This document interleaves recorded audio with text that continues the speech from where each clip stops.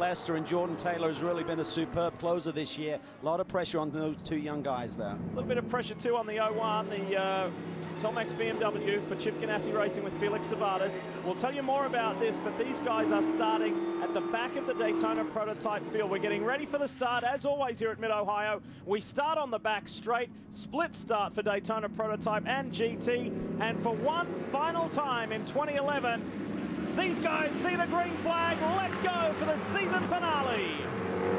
See Rojas there at the back of the pack. He has to keep his nose clean. Pole sitter Fogarty looks to the inside, takes it from Ricky Taylor. Garcia in third. Bert Frizzell driving the 77 car this weekend. Slots into fourth. Blundell looks around the outside. As commanding as he was. Oh, he touched. Through on the inside goes the 23.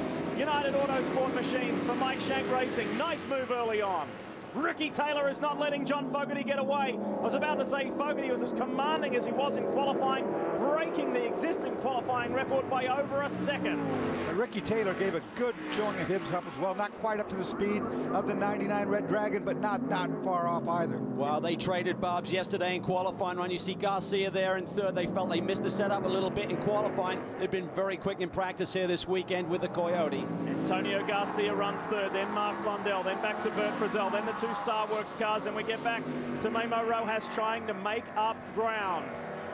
The gap back, remember, just for safety reasons, to give a little bit more space, the split start. John Pugh, who had issues late in qualifying yesterday, and he's gone off track again. He's got that air intake full of grass. Yeah, he has. Ronnie Bremer right there in the Camaro leads. That's Boris Said behind him in the Corvette. So the 57 Stevenson Motorsports team picking up where it left off in Montreal at Circus Gilles Villeneuve with that brilliant win there. Ronnie Bremer put the big 57 on the pole and is running away with it this final round of the day. We mentioned at the top of the show, Speed Sports Car team with you. Lee Diffie, Calvin Fish, Dorsey Schrader up here. Downstairs in pit lane, it is Brian Till and Chris Neville. Well, as you guys said in that qualifying session, Memo Rojas did not think that the motor seemed that strong. They didn't see anything on the telemetry. It was just Memo's feel of the car. So they changed that motor last night.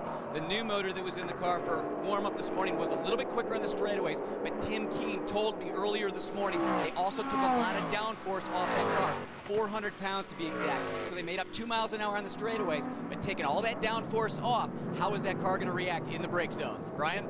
Well, in the GT Championship, it's Bill Lester and Jordan Taylor that lead it. And remember the 59 of Andrew Davis, Lee Keene starting from the back. But in talking to Jordan Taylor, said that may actually be an advantage for the 59 team because it opens up their strategy choices as we head into the final round. There's still a long way to go in this race. Championship yet to be decided. And GT is closer than ever, guys. Oh, I love the positive vibe there. Opens up our chances. It's a positive thing. But I tell you what, they've got a lot of work to do. We talked about track position here, Dorsey. It is really hard to pass here safely here at Mid-Ohio. And there you see him, Andrew Davis, mired at the back of this GT field.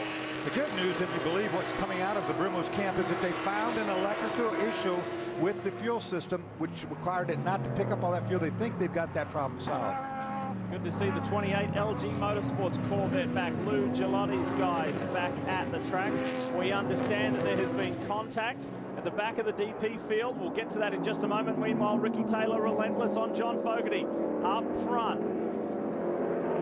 We understand these two leaders have been roughing each other up a little bit. I mean, it's been a fierce battle for the pole position, but also here down at the end of the back straightaway into turn 4. Taylor looks to the inside. Fogarty doesn't want to give it up.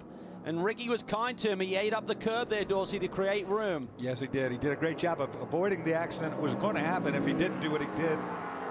The Chevrolet-powered Coyote runs third. Nice and strong for Antonio Garcia. He got a front row view of that little skirmish there, but was far enough behind not to get tangled up in it. Mark Blundell making his return to the Rolex Sports Car Series with Zach Brown runs a strong fourth.